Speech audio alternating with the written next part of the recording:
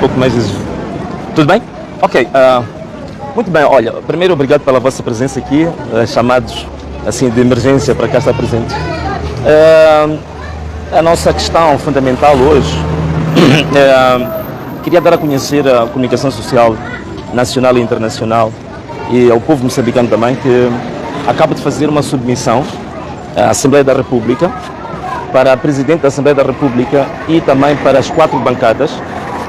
Esta é um ofício em que sucintamente solicitamos à Presidente da Assembleia da República tomar todas as diligências regimentais e procedimentais para se criar uma comissão parlamentar de inquérito para averiguar a probidade da gestão do Fundo Nacional de Desenvolvimento Sustentável, cujo derivado mais conhecido é o Sustenta. E esta questão que estamos aqui a fazer por 2 razões. Primeiro, porque é um assunto que eu, particularmente, como deputado, há cerca de 2 anos, levantei este assunto ao nível da Assembleia da República em 2 ocasiões e também nas minhas comunicações nas plataformas digitais, já escalpelizei este assunto. Nas últimas semanas, o assunto ganhou uma dimensão, digamos, mais midiática, em face do pronunciamento, do posicionamento do atual Ministro da Agricultura, que dizia que não conhecia o projeto Sustenta. Então isto levantou um debate acérrimo. E eu então achei por bem não só estar no debate teórico e debate midiático, mas passar por uma ação que tenha efeitos um pouco mais concretos e tangíveis. É que se temos um fundo público com fortes indícios de ter sido mal usado, mal gerido, cuja gestão até este momento, indiciária, ter sido extremamente danosa para o bem público, então temos possibilidades de, ao nível do Parlamento, se averiguar até que ponto esta percepção generalizada ela corresponde à verdade ou não. Então, para esse efeito, a minha contribuição foi juntar todos os elementos de prova, tanto os relatórios que existem do Tribunal Administrativo, artigos dos jornais, outro tipo de informação e de documentos disponíveis, juntar e sistematizar toda esta informação, colocar à disposição da Assembleia da República para, avaliando a fundamentação que a gente apresenta aqui, verificar a possibilidade de se abrir uma comissão parlamentar de inquérito para averiguar até que ponto existe ou não probidade na gestão, digamos, do Fundo Nacional de Desenvolvimento Sustentável. Algumas das evidências que nós recolhemos são evidências das quais vêm de instituições, digamos, insuspeitas, como, por exemplo, o Tribunal Administrativo. Temos 2 relatórios de auditoria de 2020 e de 2021. Vemos vários artigos de centros de pesquisa também muito credibilizados, como a OMR, o CIP e vários jornais nacionais também que fizeram trabalhos de campo de pesquisa particular. E também a última questão que coloco tem muito a ver com a distinção entre o que é o Fundo Nacional de Desenvolvimento Sustentável, o que é o Sustenta e o que é os outros projetos particulares, porque existem vários, não é? Existem vários. Normalmente a gente fala destes 2, mas existe o MOSBio, MOSLand, o Landscape, o Red Data List, portanto, são vários projetos que estão na umbrella do Fundo Nacional de Desenvolvimento Sustentável. Portanto, este é o primeiro ponto. O segundo, não só submeti para a criação desta comissão parlamentar de inquérito, mas também submeti hoje ao Procurador-Geral da República, porque existem indícios, naturalmente, de gestão danosa, seja gestão danosa, gestão criminosa.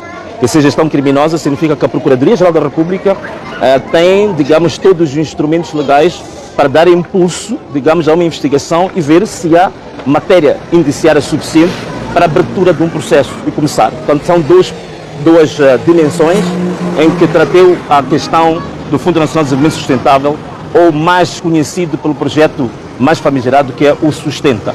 Portanto, esta que era a questão que eu queria partilhar convosco, no sentido de que também é uma componente didática para o povo moçambicano, porque a Constituição da República, no seu artigo 182, define que quem tem iniciativa de lei só são apenas as unidades da Assembleia da República, como as bancadas parlamentares, os deputados, digamos também, penso que a Comissão Permanente. Então são exclusivamente órgãos da Assembleia da República. Fora da Assembleia da República, só cabe iniciativa legal aqui à Presidência da República e ao Governo. Então, significa que o cidadão comum, a sociedade civil, o outro tipo de quadrantes da sociedade não tem cobertura constitucional para apresentar uma iniciativa de lei. Mas mesmo com esta situação, é possível, usando a questão do interesse nacional, nós apelarmos àqueles que têm a cobertura constitucional para apresentar a iniciativa de lei, para, mediante a nossa proposta, adotarem a nossa proposta e tornarem um projeto da Assembleia da República para ser debatido ao nível do plenário. Portanto, tem a função didática, de um lado, para a sociedade moçambicana, e, por outro lado, também tem a obrigação que todos nós temos, que notando e tendo informação de qualquer aspecto em que há gestão danosa do bem público, dos fundos públicos, podermos agir e usarmos todas as energias à nossa disposição para ver responsabilização e clarificação disso. Por último, dentro de mais ou menos 2 horas, vou a um simpósio do CIP. Hoje o CIP faz 20 anos, então temos um simpósio, e esta matéria também vai ser objeto da apresentação que eu vou fazer no simpósio, no sentido de que é um exemplo concreto de como é que nós poderemos usar mecanismos alternativos para fortalecer a capacidade de nós próprios fazermos parte da transparência, da lisura, da gestão dos bens públicos e, neste caso, de um fundo público. Muito obrigado. Não foi o primeiro procedimento que fez, já submeteu vários recursos até nas instâncias de justiça e nunca tiveram pernas para andar. Será que desta vez haverá resposta? Olha, a minha obrigação como cidadão é dar um passo em frente, é dar um pouco do meu suor, do meu litro, como se costuma dizer. Depois, há outra questão que é importante. Temos a sociedade civil, temos também a comunicação social, os jornalistas, todos nós de mãos dadas temos que fazer pressão. Portanto, este projeto não é um projeto do Venâncio, este projeto é um projeto nacional e o que está em causa é o bem nacional, é o bem público, são valores nobres da nossa pátria. Então significa que eu aproveito também convocar a própria comunicação social para fazer acompanhamento deste caso e fazer pressão às instituições que devem tomar a decisão para que este caso não caia em letra morta, né? Apenas Mariana, é difícil falar contigo nos últimos dias, mas vamos aproveitar a ocasião. Há algumas questões pendentes. A primeira, há quantas andas o processo de criação do seu partido, numa altura em que a Justiça recomenda algumas correções aqui e acolá? Eu quero, por favor, nos deixar claros que correções são essas e como está a acontecer isto até agora. Muito bem, obrigado. Olha, o ofício que nós recebemos do Ministério da Justiça tornou-se público, portanto foi publicado, penso na o que eu posso garantir é que nós há uma resposta ao ofício do Ministro. E neste momento estamos à espera da resposta final.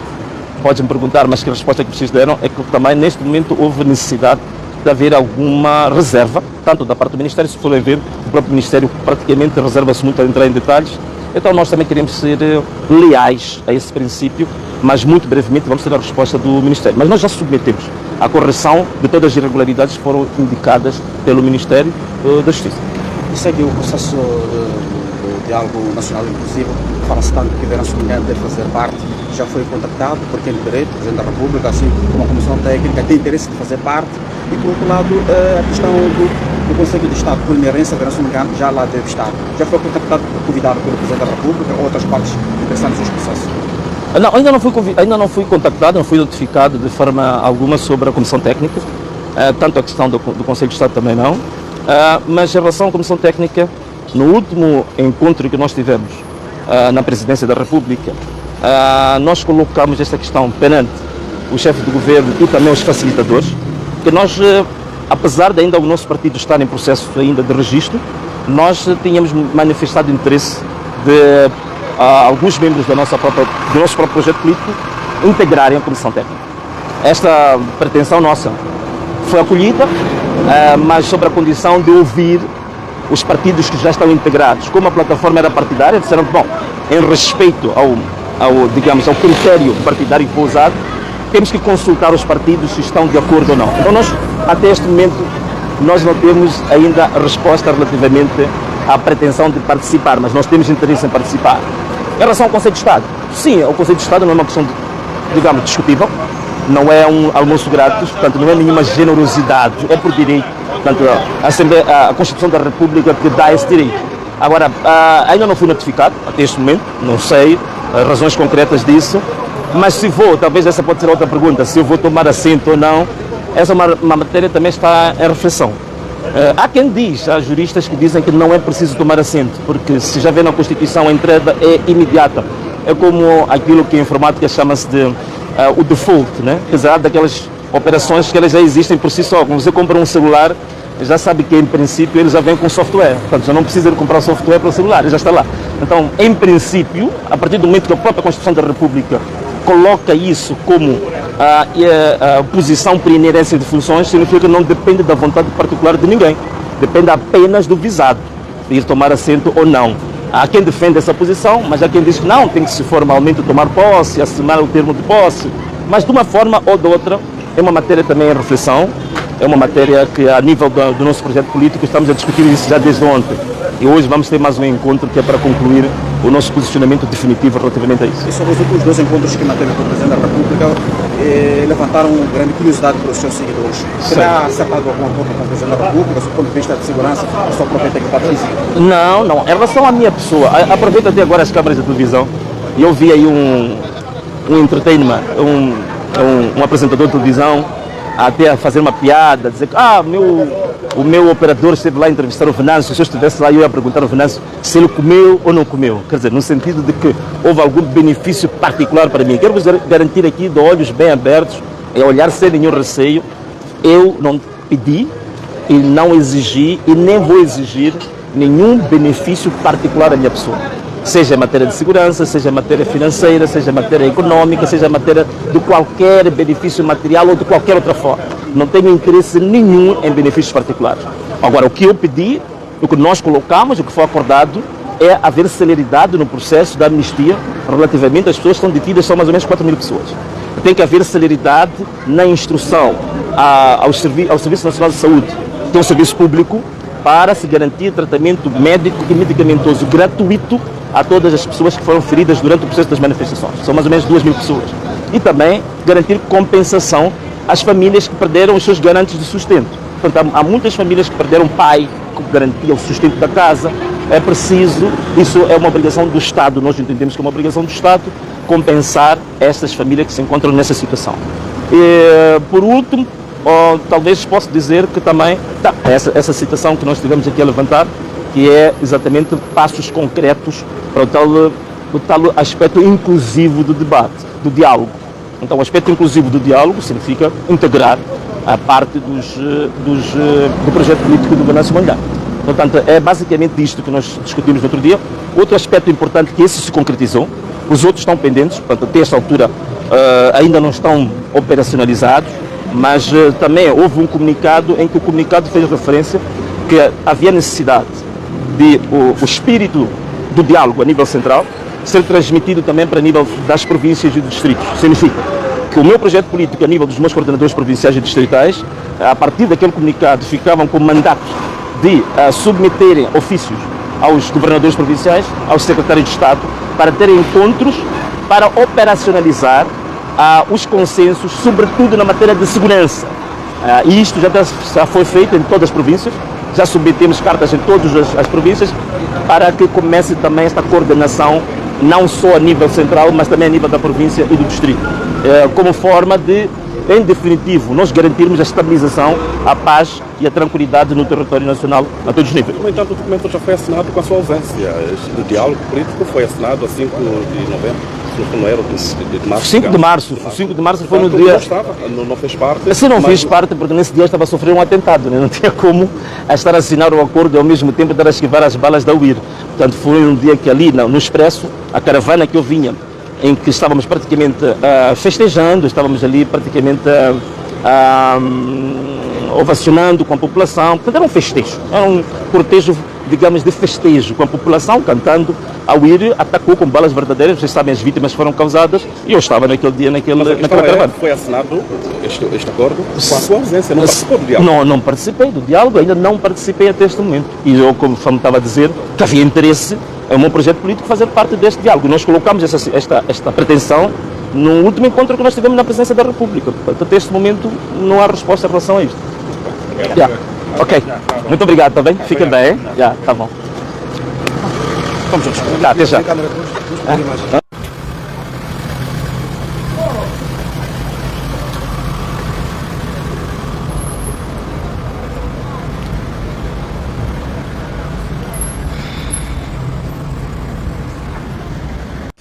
que fala um pouco dessa questão do Venâncio Mondlane com o seu partido. É de lembrar que o partido Ana Malala está a sofrer com algumas questões judiciais, no que diz respeito ao que é o nome, mas se faz uma comparação com o partido Amusi, que também é mácua, mas não sofreu com essa questão. Já começa a aparecer uma perseguição política que já vem há tempo, porque nós vimos mesmo quando Venâncio Mondlane se afastou da Renamo e se aproximou a CAD. A CAD também teve problemas na justiça para poder se registrar para participar das eleições de 2024. Mas o Podemos acabou ficando com Venâncio Mondlane, mas nós sabemos como é que tudo terminou. Forquilha enforcou o Venâncio Mondlane. Mas agora nós estamos nesta questão do Ana Malala. Venâncio Mondlane vai criar seu próprio partido. Mas eu gostaria de comentar algo que é muito interessante aqui, que é essa questão dos moçambicanos já não vão confiar na Frelimo. Eu acho que é verdade, eu tenho certeza disso. Os moçambicanos foram muito magoados ao longo da história. Percebam, imagina você a confiar. Vamos lá, vamos voltar um pouco para a época de Armando Emílio Guebuza, em que nós acreditávamos no crescimento, ainda não tínhamos essa noção de como as coisas estão realmente. E de repente, em 2016, se revela uma das maiores dívidas ocultas que já foram feitas no mundo, ou talvez na África, e aquilo abalou de forma definitiva a confiança que os moçambicanos têm naquilo que é o sistema, naquilo que é o próprio administrativo, sem contar que o próprio julgamento, as próprias punições, os valores até hoje não se sabem, a maior parte deles onde é que estão, e os moçambicanos é que têm que pagar essa conta. Depois você entra num governo novo, que não apresenta novas ideias, na verdade continua a afundar o país. E depois agora temos um outro governo que entra praticamente, parece que não sabe o que está a fazer e ainda não tem aquele que são o plano. É uma das coisas que eu mais critico nesse governo atual, é um plano concreto. Nós não estamos a entender, sem contar que há problemas muito graves no Estado moçambicano, que é aquilo que é a questão do salário, tanto para os polícias, tanto para os professores. Aqueles funcionários de escalão baixo ficam sem receber por muito tempo. Então fica difícil confiar num governo que não consegue resolver problemas básicos, né? Nós não estamos a falar de problemas complexos, estamos a falar do básico, daquilo que nem é o direito da pessoa, aliás, nem um direito do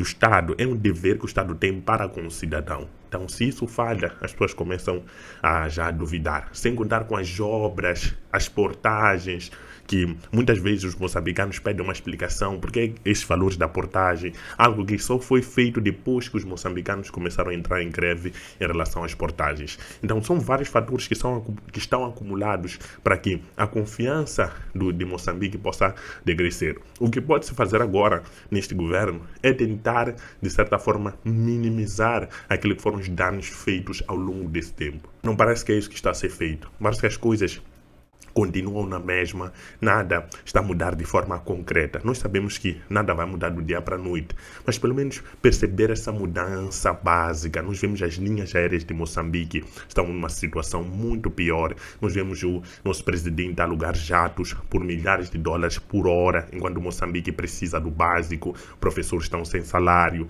médicos estão sem salário, percebem? Nós vemos empresas estatais cada vez mais a falirem. Nós não temos um projeto de agricultura muito grande que possa sustentar o país de forma definitiva. Nós temos questões muito básicas por resolver, mas até hoje não conseguimos resolver. Eu acho que o passo necessário para que Moçambique possa desenvolver é começar a ter ideias concretas, ok? Nós temos que ter ideias concretas e vislumbrar o futuro que vem à frente.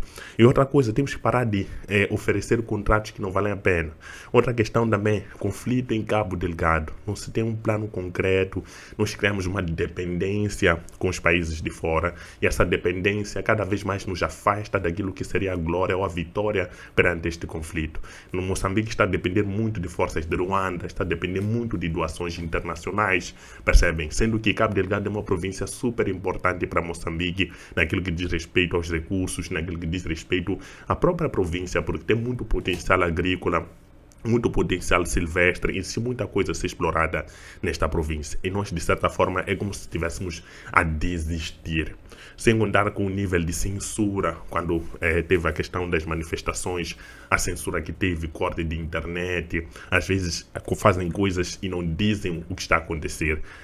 Percebem? Então, essa falta de... é um desprezo que se tem pelo cidadão. Então, isso acaba refletindo na situação que os moçambicanos passam hoje. Já não há confiança. Nós vemos políticos a serem vaiados por aí. Vemos o Forquilha querendo passar uma fontenária de anos atrás, mas mesmo assim já não tem a confiança da população. É isso que vai acontecer daqui em diante, porque os moçambicanos estão extremamente cansados, desgastados com a realidade de Moçambique. Mas o que você acha? Será que ainda é possível que a Frelimo recupere a confiança dos moçambicanos?